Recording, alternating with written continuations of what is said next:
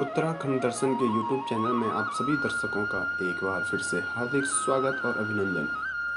जैसा कि आप सभी को पता है कि उत्तराखंड पूरी दुनिया में अपने सौंदर्य, अपने प्राकृतिक वातावरण और यहाँ पर स्थित चार धामों के लिए विश्वविख्यात है। यहाँ के प्राकृतिक सौंदर्य और हिमालय की गोद में बसे यहाँ के चारों धाम प्रतिवर्ष लाखों पर्यटकों को अपनी ओर आकर्षित करते हैं। परंतु आज हम जिस उत्तराखंड के बारे में आप सभी लोगों को बताना चाहते हैं, दरअसल में वो उत्तराखंड के इतिहास से संदर्भित है।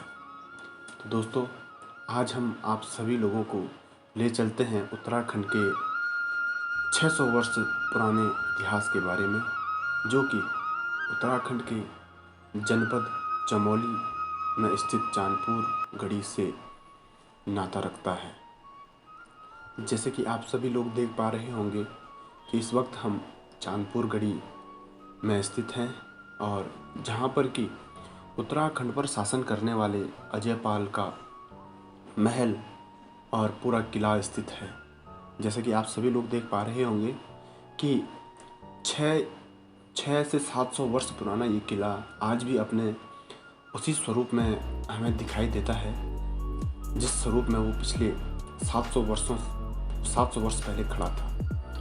भले ही मान्यता है कि जो अजयपाल के महल के चारों तरफ उनके सैनिकों के लिए, उनके मंत्रियों के लिए और उनके तमाम कर्मचारियों के लिए जो रहने खाने की व्यवस्था की गई थी या उनके रहन सहन की व्यवस्था की गई थी, वो 1804 के गोरखा आक्रमणों के समय में ध्वस्त हो चुके थे।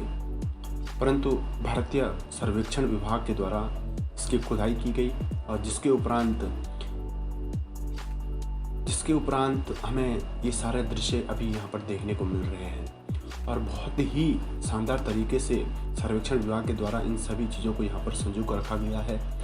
जैसा कि आप लोग देख पा रहे होंगे कि राजा ने अपने राज्य संचालन की तमाम व्यवस्थाओं को किस तरीके से यहाँ पर किया था, वो सारा जीवंत उदाहरण आप अगर चांदपुर गढ़ी एक बार जाएंगे तो वहाँ पर देखने को मिलेंगे।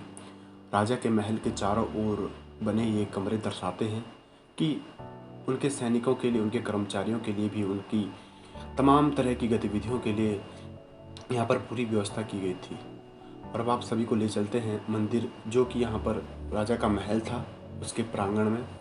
और जैसे कि आप सभी लोग देख पा रहे होंगे कि अभी हम महल के बाहर खड़े हैं, जो कि प्रांगण कह सकते हैं इसको महल का।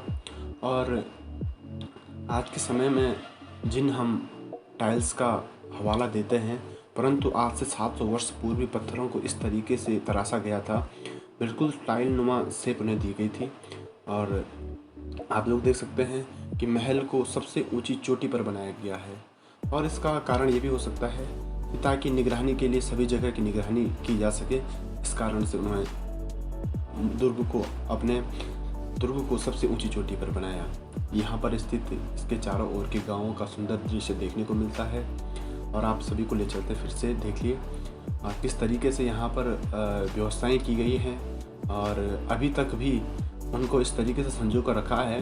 प्रतीत होता है कि हम पिछले 700 वर्ष पूर्व में अभी हैं। और जैसे कि आप लोग देख पा रहे होंगे कि मंदिर, ये जो राजा का जो महल था, उसके बाहर का वातावरण है और दृश्य है। थोड़ा सा ये दीवारें खंडर हो चुकी हैं, परंतु प्रयास है सर्वेक्षण विभाग का कि इनको संजो कर रखा जाए। और अनुमान लगाया जा सकता है कि किस तरह की स्थितियां उस वक्त रही होंगी कि राजा राज्य कर रहा है, पूरे गढ़वाल का अधिपति है और चमोली के चांदपुर गढ़ में अपना सिंहासन पे बैठता है और वहीं से पूरे गढ़वाल के साम्राज्य का संचालन करता है। और उस वक्त की जो ये महल का निर्माण शैली है, वो हूबहू अगर आप देखेंगे कि तो जो प्राचीनतम हमारे जो मंदिर शैली है उसी के जैसे प्रतीत होती है। तो यहाँ पर राजा अपने पूरी राजकीय गतिविधियों का संचालन करते थे। और ये जो आप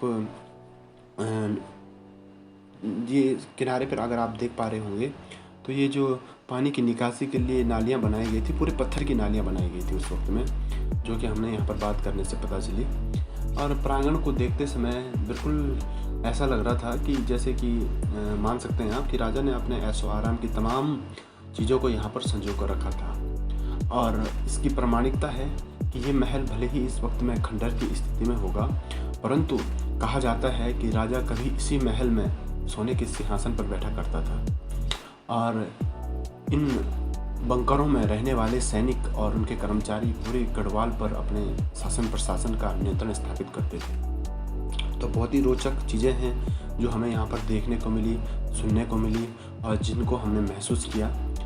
और स्थानीय लोगों से, यहाँ पर सर्वेक्षण विभाग की टीम के जो सदस्य हैं, उनसे पता करने के बाद पता चला कि राजा ने एक गुप्त सुरंग यहाँ से बना रखी थी, जिससे कि राज्य में जो महिलाएं स्नान हेतु आटागाड़ नदी, इसी के तट पर ये महल यहाँ पर स्थापित है। आटागाड़ नदी नीचे है, कम से कम 500 मीटर की गहराई में जो आटागाड़ बहती है, वहाँ तक के लिए राजमहल से सीधा सुरंग जाती थी। भले ही गोरखा आक्रमण के बाद वो सुरंग दब सी गई है, परंतु उसके प्रमाण नीचे से जब आप जाओगे तो प्रत्यक्ष रूप से देखने को मिलेंगे कि जो राजा की जो सुरंग थी और उससे कम से कम 3-4, मतलब वो कह रहे थे कि 8 से 10 मीटर तक आप अंदर आ सकते हैं। तो इस दृश्य को आप देख पा रहे होंगे, बहुत ही खूबसूरत तरीके से यहाँ पर संजो कर रखा गया है। और यहाँ के तमाम चीज़ों के बारे में हम आपसे भी बात करेंगे अभी, क्योंकि राजा जो हमारे गढ़वाल के राजा हुए हैं, वो धार्मिक प्रवृत्ति के लोग हुआ करते थे। तो जिस जगह पर राजा ने अपने महल की स्थापना की थी, उसी के बगल में अगर आप इस दृश्य को देख पा रहे हैं, तो जो यहाँ पर ये हमें दिख रहा है, ये आकृति ये माँ नंदा देवी की मंदिर की है। ये जो मकान नुमा आकृति, ये माँ नंदा देवी का मंदिर भी है, जो कि मुख्य रूप से माँ नंदा देवी का मंदिर है। क्योंकि आपने सुना होगा कि नंदा देवी की जो यात्रा होती है वो ईड़ा बदानी साइड, उधर की साइड को होती है, परंतु जो माता का मुख्य मंदिर था वो इसी तरफ हुआ करता था। और कालांतर में पंडित लोगों ने, जो हमारे ब्राह्मण हैं, अपनी सहूलियत के लिए माता के मंदिर को दूसरी तरफ स्थापित कर दिया, और जिसके उपरांत ये मंदिर अभी भी यहीं पर है। और मान्यता है कि जो माँ नंदा की जो राज यात्रा होती है, 12 वर्ष बाद होती है जो यात्रा, उसका जो प्रारंभिक बिंदु है वो यहीं पर से माना जाता है। जो पहला पड़ाव माना जाता है वो माँ नंदा के इसी मंदिर से माना जाता है। और जैसे कि आप देख सकते हैं, ये मंदिर का दृश्य जिसकी हम अभी बात कर रहे थे, बहुत ही शानदार तरीके से बनाया गया था। और धार्मिक आस्थाओं का केंद्र जो गढ़वाल के राजाओं में हमेशा से देखने को मिलता है, वो यहाँ पर भी स्पष्ट रूप से दिखाई देता है। क्योंकि अपने महल के प्रांगण में ही, अपने महल के समीप ही माता के मंदिर को स्थापित करना, इससे स्पष्ट होता है कि राजा का दैवीय शक्तियों में कितनी आस्था रही होगी। और मंदिर भी बहुत ही प्राचीन है। जब राजा यहाँ पर आए थे और राजधानी को स्थापित किया था, तो उसी वक्त का है। हमने प्रयास किया है आपको माँ नंदा देवी के दर्शन करवाएं, ताकि माँ नंदा भी आपकी हर मनोकामनाओं को पूरी करे। तो जैसे ही हमने यहाँ पर भ्रमण किया, तब काफ़ी चीज़ें देखने को मिली। और जैसे कि आप देख सकते हैं, ये राजमहल के अंदर का दृश्य है, जहाँ पर राजा स्वयं रहा करते थे। तो आप देख पा रहे होंगे कि किस तरीके से इसकी संरचना है। अभी भले ये काफ़ी टूट फूट चुका है, परंतु कभी ये राजा का महल हुआ करता था, और सोने के सिंहासन पे राजा अजयपाल यहाँ पर से राजकाज का संचालन किया करते थे। तो अभी जब आप जाओगे, देखेंगे, तो यकीनन आपको उस पल की अनुभूति होगी कि इतने प्राचीन समय में हमारे राजा महाराजा किस प्रकार से उनका रहन सहन हुआ करता था, किस प्रकार के महलों में वो रहा करते थे। क्या उन महलों की तुलना आप मुगलों के समय के महलों से कर सकते हैं या नहीं कर सकते हैं, इसका भी आपको प्रमाण मिलेगा।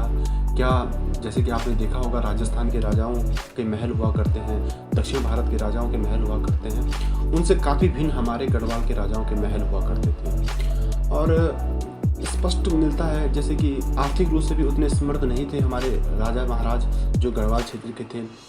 थोड़ा पहाड़ी क्षेत्र है, संसाधनों की कमी थी, परंतु बावजूद उसके जिस प्रकार की निर्माण शैली उन्होंने यहाँ पर की है और जिसके साक्ष्य हमें अभी तक मिलते हैं, तो उनसे लगता है, थोड़ा बहुत आप अंदाज़ा लगा सकते हैं कि किस प्रकार की स्थिति रही होगी। तो जब हम इस महल का दृश्य देखने के लिए वहाँ पर गए, महल के अंदर गए, तो काफ़ी कुछ चीज़ें देखने को मिली। जैसे कि आप देख सकते हैं, ये काफ़ी मोटी दीवारें उन्होंने वहाँ पर बना रखी थी और कमरों के बीच में जो गैप है, कमरों के बीच की दीवारें हैं, मतलब छोटे-छोटे कमरे थे, ज़्यादा बड़े जो महलनुमा कमरे हम उन्हें नहीं कह सकते हैं। और वेंटिलेटर के लिए जो खिड़कियाँ हुआ करती थी, तो खिड़कियों का आकार आप देख सकते हैं, बिल्कुल इस तरीके से बनाया गया था ताकि बाहर के दृश्य को भी देखा जाए और कोई आसानी से अंदर भी ना आ पाए, क्योंकि उस वक्त में शटर टाइप का कोई सिस्टम होता नहीं था।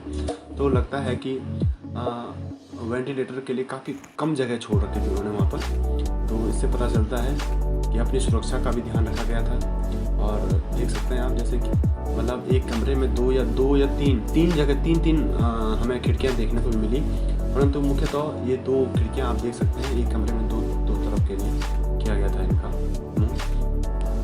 और महल के अभी भी अगर आप बात करेंगे इसके निर्माण कार्य में इस्तेमाल हुए पत्थरों की, तो स्थानीय लोगों का मानना है कि ये पत्थर आज की डेट में यहाँ पर कहीं भी नहीं मिलता है। तो बहुत दूर से इन पत्थरों को मंगाया गया है और यहाँ दूर से मंगाने के बाद उन्हें यहाँ पर लगाया गया और इस महल का निर्माण किया गया। तो देख सकते हैं आप, वेंटिलेटर के लिए जिस प्रकार की खिड़कियों का इस्तेमाल किया गया था और तमाम तरह की चीज़ें, जैसे कि आप देख पा रहे होंगे। तो आज के परिप्रेक्ष्य में या दक्षिण भारत के या मुगलों के समय के राजाओं के परिप्रेक्ष्य में आप कल्पना कर सकते हैं कि हमारे जो गढ़वाल के राजा महाराजा थे वो किस प्रकार के जीवन यापन किया करते थे और उनका जो हम महल की जो कल्पना करते हैं वो किस प्रकार का महल हुआ करता था। तो इसके बारे में भी हमें जानना बहुत ज़रूरी है। और बेसिकली हमारी संस्कृति है, हमारी विरासतें हैं ये सारी चीज़ें। तो एक बार हमारा फ़र्ज़ ज़रूर बनता है कि इन चीज़ों को हम देखें, समझें और महसूस करें उन 700 वर्ष पुराने राज्य संचालन की प्रक्रियाओं को किस प्रकार से होती थी। जैसे कि आप लोग देख सकते हैं, बहुत ही शानदार तरीके से मंदिर प्रांगण को अलग रखा गया था, राजमहल से मंदिर प्रांगण को बिल्कुल अलग रखा गया था। तो जो पौराणिक मान्यताएं हैं उनका स्पष्ट यहाँ पर देखने को मिलता है कि दैवीय शक्तियों के प्रति राजा का झुकाव हमेशा से ही रहा है।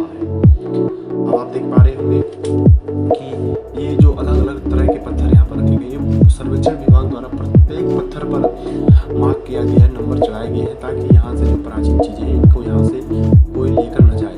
और यहाँ पर निरंतर 7 से 8 कर्मचारी तैनात रहते हैं जो कि इसके देख रेख का और तमाम तरह के कार्यों का यहाँ पर संचालन करते हैं, ताकि यहाँ से किसी भी प्रकार का कोई भी पुरातात्विक चीज़ यहाँ से कोई लेकर न जाए। क्योंकि बहुत समय पहले की बात है, यहाँ से जो माँ नंदा की जो काष्ठ की मूर्ति हुआ करती थी उसकी यहाँ से चोरी हो गई थी।